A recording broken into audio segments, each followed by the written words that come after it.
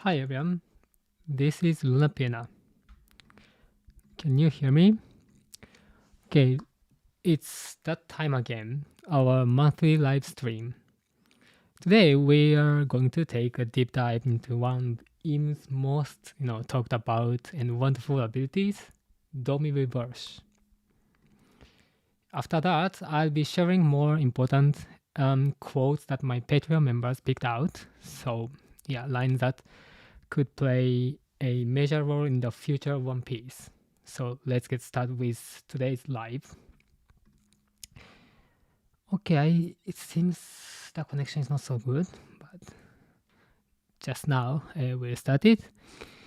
And now in God Valley, we saw rocks fall into the Domi reverse state currently now.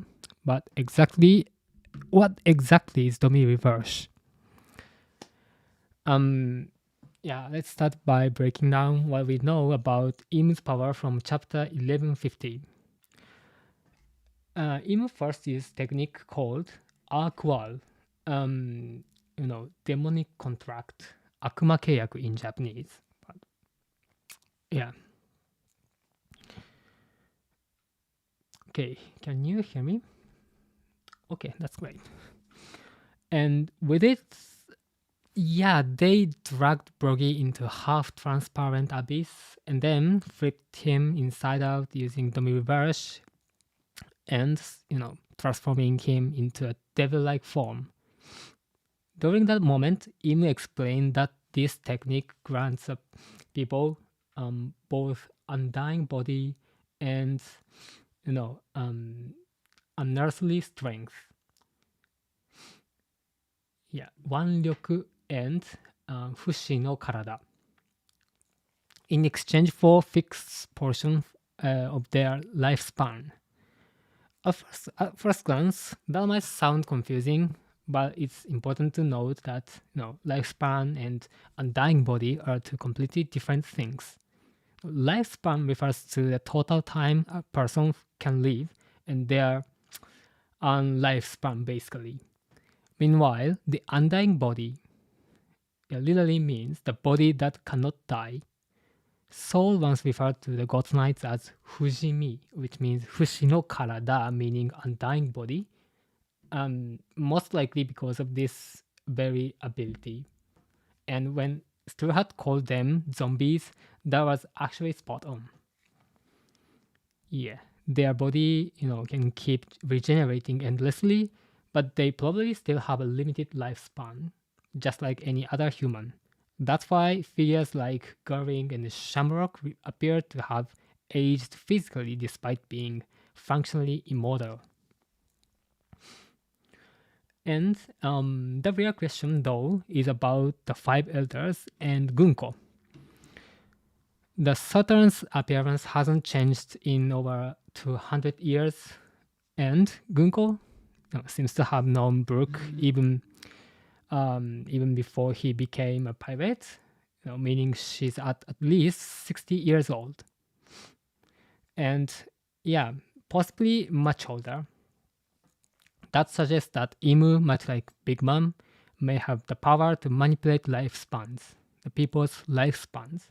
In fact, the latest chapters we saw Imu, seemingly extracting a portion of Dory and Brogy's lifespans. Yeah, which implies that Imu can also transfer that stolen life to others. And if that's the case, then the Five Elders and Gunko may be, sustaining their immortality by feeding on the lifespans of God's Knights, or perhaps even, those of other Celestial Dragons or human brought to Marijoa as a sacrifices. And so, the technique called Domi Reverse uses the concept of Othello or reverse as its visual or symbolic effect. By the way, just to clear up a common misunderstanding, some people confuse Othello with Go in Japanese game, the board game. And Othello, black and white, Othello or reverse, black and white discs flip each other over. and the player with more discs at the end of the wins. But Go, on the other hand, is about surrounding your opponent's stones. There's no flipping involved. Back in Wano Kuni, what CP0 was playing wasn't Othello, but Go. This is Go. Personally, when it comes to board games, I've always preferred class. Chess. I prefer chess. Lately, I've been obsessed with Scotch Gambit. Yeah, my favorite starting is Scotch Gambit. And now, what's really important here is the starting position of Othello board. The game begins with two white and two black discs in the center, and that arrangement can be seen as symbolizing Luffy, Blackbeard, Emu, and Kobe. Two white and two blacks. Yeah. And there's another key point in this chapter. One of the giants says, Dory got flipped over and become someone else. The phrase is flip over, hikkurikaesu in Japanese, instantly reminds me of Roger's words to Rayleigh when they first met. Wanna turn the world upside down? この世界をひっくり返さねえか?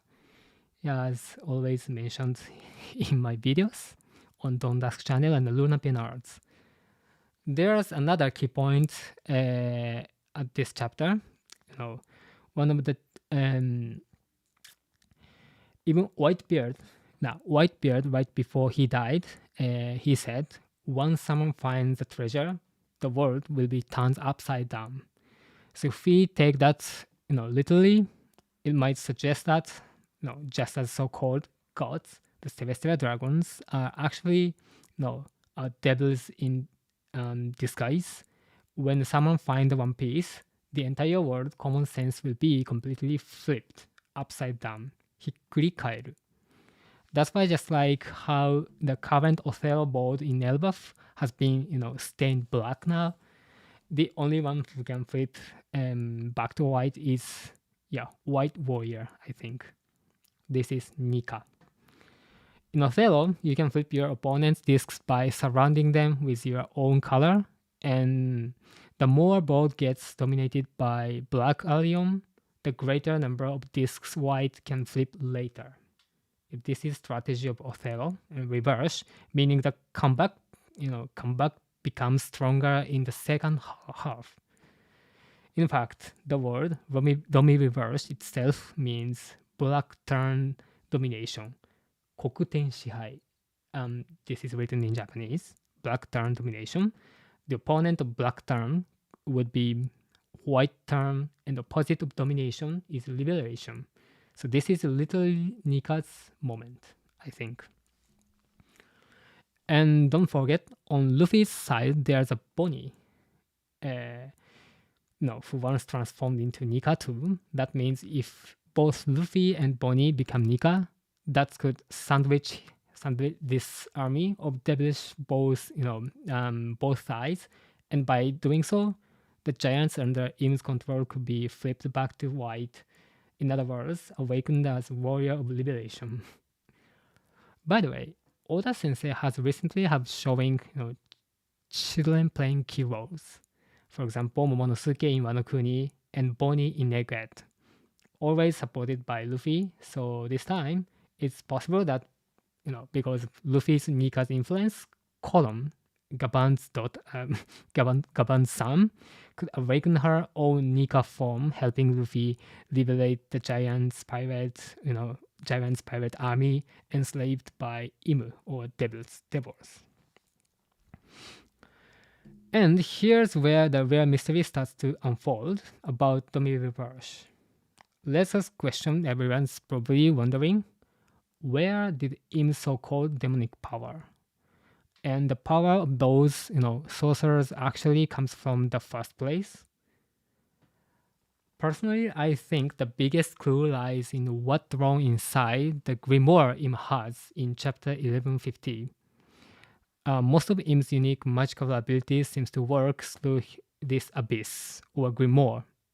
back in chapter 1150, we saw Imu using the transparent, translucent magic circle and surrounding, weapons at will and even transforming giants into, demonic forms. And it's not just Imu. The five elders and the god knights who seems to have, received a portion of that same power can also travel long distances through the abyss. So there's another interesting pattern. Every character who possesses an undying body appears right after emerging from the abyss, and every abyss circle is marked by the same symbol, a five-pointed star, the pentagram. That strongly suggests that demonic power is connected to the stars, or maybe even to space itself, which Oda Sensei, has been hidden until now. And among those, celestial bodies, the one I really want to highlight is the moon, where Enel head out. And if you have some, One Piece volume nearby, check out the moon city Enel discovered. Look closely at the mural. You can see strange letters, the same kind what appears inside the abyss. And the mural's title, The People of the Moon Who Lived in the Ancient Times. 太古に生きた月の人たち. Now the word 太古 means the time even older than ancient era, Kodai. Because in One Piece, the word uses Kodai and Taiko. Kodai literally means just ancient era, but Taiko is even further, even older. We usually talk about this. Yeah, the term Kodai is one used for things like ancient energy, or which existed during the Void Century and era of MF. So naturally, the civilization of moon people must have flourished long before the Void Century ever began. And we also know that those moon people, migrated to the blue planet probably because of shortage of resources. That means the knowledge of demonic power, technology, and space itself likely originated from them, brought down to the world One Piece ages ago. In fact, even the Harry's description of the second half, the term moon people shows up, which hints at deep historical contact with them. So what about the present world One Piece? And nowadays, people can manifest demonic power by eating devil fruit, but the one who can control its true essence freely are limited. I mean. Imu, the five elders, and the God Knights, even with all his genius, Vegapunk admitted that modern science still can't, compare to the technology from 900 years ago. And think about this. In today's world, today's One Piece world, we've seen, archaeologists, botanists, and physicists, and meteorologists, all kinds of scholars, but not single astronomer. No one's even seriously talking about the structure of the universe of One Piece world. Vegapunk's lab has space-related, creatures and equipment, but even he never openly mentioned anything about space, the universe. So that's why I believe this is deliberate. Oda Sensei's deliberate, and massive information control orchestrated by Imu and five elders themselves. And now, in chapter 1163, we hear that Moo's world is still incomplete. But what does Imu plan to do once this world is complete? Well, considering that five elders are each named after planets, and as I mentioned in my Dawn Dusk video, if Imu truly represent the North Star, then it's not hard to imagine what comes next. After conquering this whole blue planet, Im's next move might very well be reach beyond, to extend his influence into outer space itself, I think. So, what do you think about Blackbeard, Moria, and Abyss could contract each other, probably. Thank you so much for coming today. Yeah. This is about Imu's Domi reverse and devilish powers topic. Yeah, just let me know what's your opinion. And so far, today's discussion, I've gathered some really interesting quotes from One Piece that were shared by my Patreon members, and I'd like to share a few of them with you all. And if you have time, I'd love to your opinion and your favorite quotes, to check the comments and tell me what your favorite One Piece quote is. And first, this is one from him. I'm sorry. No, here. This is from Jonathan Gonzalez, and he said, one of the most impactful lines for me was from Jinbei after Paramount War. It might not mean much to some, but I've taken so much life advice from lines Oda Sensei drops, and this time really spoke to me. Yeah, I completely agree with this. As humans, we naturally tend to react more strongly to negative things. We spend so much time thinking about what we don't have, or what we've lost. If you scroll through X, former Twitter, you see tons of posts like that every day. And honestly, that's part of the reason I don't really enjoy being in that space in X or Twitter. But at the same time, it's a fascinating place to observe. It really shows what kind of things human beings are instinctively drawn to. That said, even I still find myself dwelling on what I'm lost. And, I replay things in my mind, analyze why I failed or what went wrong. And that's important for growth. But more than that, I think what really matters is shifting your focus, what you still have, like Jinbei said, and figuring out what we can do with it right now. I work in creative fields, writing scripts for videos, building stories, drawing illustrations or pictures. And there are plenty of times when I spent hours or even days on something that ends up scrapped. Sometimes file gets deleted by mistake, or entire project just doesn't work out. In those moments, the feeling of disappear, or disappear, or sadness is intense. I know that well. And in that mental state, it's incredibly hard to focus only on the positive and keep moving forward. But humans are surprisingly resilient, and even those painful regrets, given enough time, they fade away. This kind of things fade away.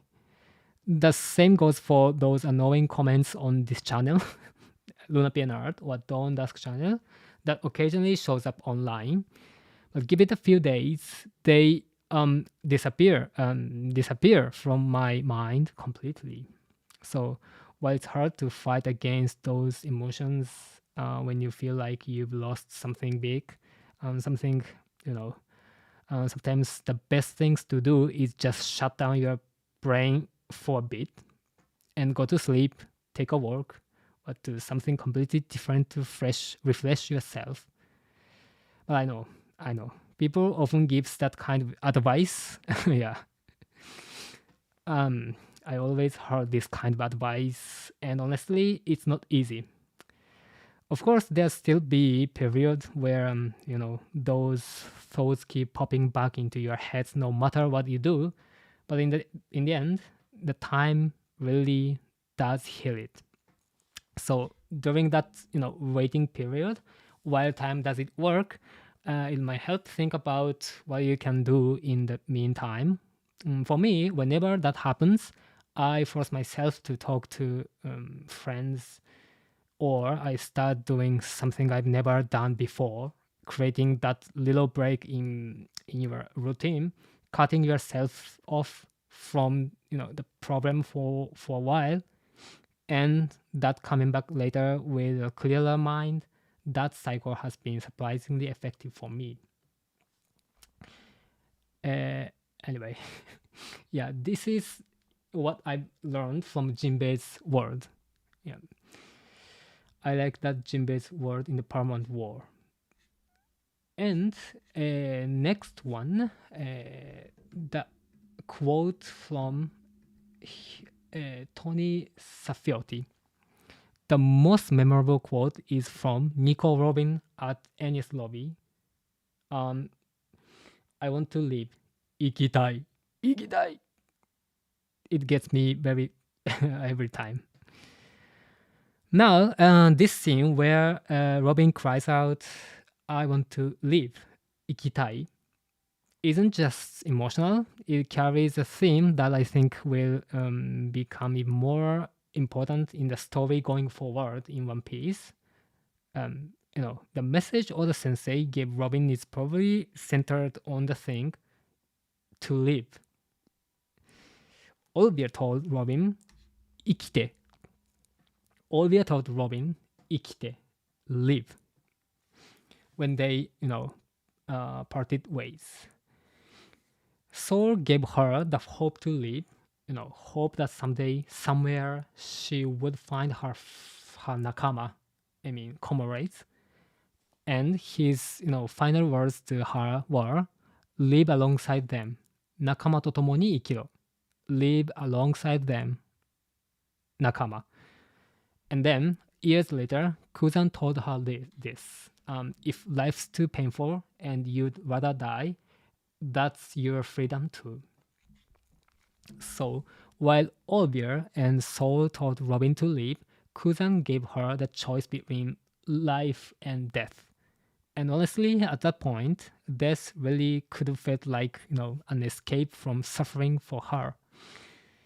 If you look at the flashback in chapter 1133, you can see how unbeatable her past to Rivers. It's about surprising she once, thought it might be better. She didn't exist at all. She was surrounded by enemies, constantly hunted, and could have been killed at any moment by the world government system. So, when you think about it, it's almost cruel that Olvia and Soul, knowing how the world would treat Robin, left her alone. The pain she endured probably went far beyond what they themselves experienced. At first glance, their decision, Olvia and Soul's decision, might seem irresponsible. But in truth, they believed that if Robin could survive, she'd eventually find a better future. And they were right. They were right, fortunately. Robin did meet the Straw Hat Pirates, Luffy, Zoro, Sanji, Nami, Usopp, and Chopper. And for the first time, she could truly say from her heart, I want to live. Ikitai. That's why when she finally reunited with Soul in Elbaf, she said, Ikita koto wo homete. Praise me for living. Yeah, in the English translation, it becomes, I want to hear nice things about how I survived. But version works contextually, since they had just been talking about her painful past. But personally, I prefer the original Japanese version. Prides me for living. Directly emphasizes the meanings behind every single Robin has gone through up to now. So, and there's something poetic here. The same Robin who once said she wanted to die is now asking Soul to praise her for having lived. That contrast is almost an antithesis to Imu-chan. who obtained an undying body for the sake of control. Robin's life is about enduring, pain to live, while Imu is about avoiding death to dominate. So that's probably why Oda Sensei, chose to place their reunion in Elbaf, and it symbolically mirrors that theme. There's also one more subtly lost in translation. In the original version, when Robin speaks to Soul, she started with simple soft line, "Ne Sauro," "Hey Soul." It's a small detail, but the tone there feels like the 8-year-old Robin speaking, innocent, vulnerable, and childlike. When you look at the next panel, she's expression even resembles that of the pure little girl. That's because to Robin, Soul isn't just a friend. He's a figure she can feel safe with, almost like a parent. If you're interested in deeper analysis of this, I've done a full Japanese breakdown of chapter 1133 on my Patreon page. Feel free to check it out there. And this theme, the will to live, appears in many other parts of One Piece as well. For example, let's start with Brook. I'm so glad I'm alive. 生きててよかった. I'm really glad that I live long enough for this day to come. 今日という日が来たから. For someone like Brook, who's actually experienced death, these words hit hard. And when you think about that alongside Robin, who's lived for a while life on the edge of death, their conversation in Wano Kuni, gains even more emotional depth. Yeah, even if Oda Sensei, draw their conversation in the little bit joking way, but I think this is very depth. And they said we are kinder spirits, aren't we? Yo-ho-ho! Every hardship was for this very moment. They are laughing, but quite serious, knowing their past. And both of them survived in total isolation with no hope and no light. And yet they kept living, clawing their way through pain. In that sense, they really are two of kind among the Straw Hats. Oda Sensei actually touched on this, same theme even before One Piece began. In his one-shot Monsters, Ryuma says this line, "Don't ever think about dying again. I hear death isn't at... I forgot. I hear death isn't all that fun. 死んだら楽しくないぞ. I hear death 死んだら楽しくないらしいぞ. I think. Yeah, I hear death isn't all that fun." So that Ryuma's line adds so much weight to what Usopp says later in Wano Kuni. What's so noble about dying? What's so noble about dying with honor? What's so responsible about taking your own life for duty? I don't like your culture. I'll cling to life even if it's mean, snot running down my face. Even if it's ugly, live. Because we today, thanks to those who live through the shame. Yeah, that philosophy might actually become crucial in Elbaf arc, I think. This Usopp's philosophy. The warriors of Elbaf take pride in dying on honorable death, but right now, with Dory and Brogy turned into monsters by Im's Domi reverse, that their pride doesn't mean much now. And even if they are freed later, they might feel ashamed of what they did while under Im's control. Maybe even empty inside. Then again, if the Domi reverse erased their memories, they might not remember any of it. But either way, as I mentioned earlier, Usopp deeply respects the noble pride of Elbaf's warriors, But at his core, his true philosophy is this: even if it's lame, I'm keen to live. And that attitude might end up influencing the giants who've been taken over by Domi Reverse. I'll cling to the I cling to live even with snot running down my face. Seeing Robin's painful past also makes me, reviviate crocodile, and I thought from this chapter, sure, he used Robin for knowledge, but compared to the bounty hunters and government agents who tried to sell her out, Crocodile actually gave her 4 years of safety under Baroque works. That, in that sense, you could even call that small but meaningful kindness. Robin's fans might owe Crocodile a bit of gratitude for that. And personally, I love that Luffy smiled at the end of Robin's reunite scene with Soul. He cried, and Soul cried when it's his personal farewell for reunion. But when it's when it's one of his crews, he always smiles. No, I mean Luffy. I'm sorry. Luffy cries when his personal farewell or Ace or Sabo's reunion. Luffy cried, but when it's one of his crews, he always smiles. Yeah, it's like on the captain. He wants to watch over his crew with quiet strength rather than tears. I like these differences. And we've just seen Robin reunite with Soul, but we still have another big, reunion ahead, Brook and Laboon. And when that happens, I believe Luffy will smile again, that same warm smile.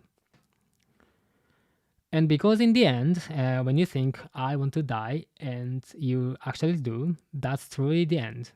But if you survive, even though the pain, the happiness might be waiting on the other side, And I know that sounds like, an idealistic thing to say. In reality, here in Japan, it's sadly true that many people take their own lives each year. And society can be, harsh. Stress build up, and your, vision narrows until you can't see any options left. In those moments, even if someone's tells you it'll it'll get better if you live, it can empty comfort. What truly matters is how you feel, I think. Yeah, what you believe. That's why no matter how hard life gets, it's important to keep asking yourself, is there still something I can do right now? And is there even one thing left I can try? That's why Jinbei's words, as I mentioned, resonate so deeply. That's not just in One Piece, but in real life too. And I prepared another quote, and this quote from Andres Sanchez. Thank you so much, Sanchez. And here, one of the quotes that stuck with me the most is when Bon Clay tells Luffy in Impel Down, Coureurs never die, Okama never die, newcomer never die. Yeah, that line, Okama wa shinanai, Coureurs never die, is definitely a loaded one. In the world of One Piece, when we hear the phrase never die, the first person that comes to mind is Imu-chan. That's why in Japan, there's actually popular theory that Imu might be an Okama, a gender fluid figure. Interestingly, the origin of the line might have been inspired by B movie from the US, Shark Tops versus Pterakuda. I forgot the name, but the second film in the Shark Tops series, in the middle of the movie, the lifeguard named Kevin races out on a jet ski to rescue people from the attacking sea monster. His girlfriend Lorena calls out, "Be careful," and Kevin replies, "Don't worry, I'm too handsome to die." Yeah, if you take that line and swap handsome and Okama, you basically get the queers never die. So it's very possible that Oda Sensei was playing with the same iconic tone, proud, bold, and self-defiant in the face of danger. And then Tony, one of the members I mentioned earlier, replies to Andres' comment that said, "For some reason, that kinda reminds me of Ivankov and how he calls people boy, like Ace Boy, Mugiwara Boy, yeah, Straw Hat Boy. I feel like that's how Joyboy got his name." Yeah, and honestly, that's a fascinating point. We still don't know whether Joyboy is a real name or a nickname given by someone like Ivankov, or more of a title or role passed down. In fact, the name Joyboy actually appears in the Real World book published in December 1989, the Encyclopedia Fantasia. Yeah, this book, Encyclopedia Fantasia. I forgot which page Joyboy is appeared. Yeah, but the strange of I forgot what page, but Joyboy actually appears in real the strange world. I forgot the the phrases on this book, but the strange world of imagination and fantasy. And in that book, Joyboy is described as a figure from the West Indies and being who embodies humanity's desire to dance, sing, and celebrate joy. Yeah, he was said to laugh away humans' flaws and swords, and healing people's pain through drumming and rhythm. Those who heard Joyboy's music couldn't help and but sing and dance along, and eventually their suffering disappeared. This is a story, Joyboy's story in this encyclopedia. That description almost perfectly matches the role of Nika in the One Piece world, like dancing, and they heal people's suffering or people's sadness. The god who brings laughter and revelation through rhythm, joy, and freedom. So that line comes from ends, and this kind of line from Fuzufu's explanation. But what about my quote? Yeah, at the end, I want to share my quote now. My favorite, my favorite line in One Piece is that Monet's line in Punk Hazard. I don't think I can beat you in fight, but strength and victory aren't the same thing, are they? This is my favorite quote, one of the favorite quotes in One Piece. She says this when she's facing Luffy. Monet already knew she couldn't win against him head on, and so instead of trying to overpower him, she uses her snow powers to trap him, to change the condition of the fight. And she froze the area, limited his movement, and tried to knock him out indirectly. In the end, Luffy broke free, but the meaning behind her words still stands. Even when you are completely outmatched, the way you use your own power can change everything. Strength, position, raw skill, those matter of course, but they don't decide victory on their own. Winning isn't always about being the strongest. The one who wins in the end isn't always the one who looked strongest at the start. And honestly, that's the one reason I don't usually talk about power scaling on this channel or on Dawn Dusk channel. it's a fun topic. I know. It's always trends on X or Twitter, and the people love debating it in common sections. The comment sections, I mean. And but personally, I've never found it at all that interesting because in One Piece, outcomes don't depend only on strength. They depend on timing, strategy, on creativity, and willpower. There's a line in another manga, Freedom, where the character Methode says, "Battle between magics are like an incredibly complex version of rock paper scissors. Countless moves, endless variables." And that's exactly how One Piece fights work, depending on how different interact or what weapons are used, and result can change completely. And yeah, Kaido did say Haki surpasses everything, but if we borrow Monet's idea, then maybe there are still plenty of ways to win without relying on Haki.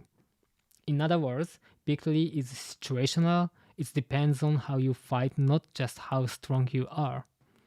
So, for example, a great real world example of this is Netflix versus Blockbuster. Yeah, a battle of total mismatch. I think in the early 20th and 20th centuries, a Blockbuster was king of the videos rentals with over 9,000 stores across the US, I think. Yeah, I'm not sure if it's true. But Netflix was just the tiny DVD by email, DVD by mail, probably mail company with no name recognition and almost no resources.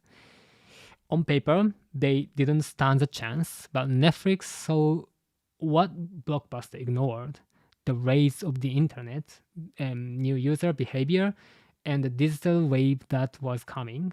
They shifted their strategy early, moving from mail order DVDs to online streaming.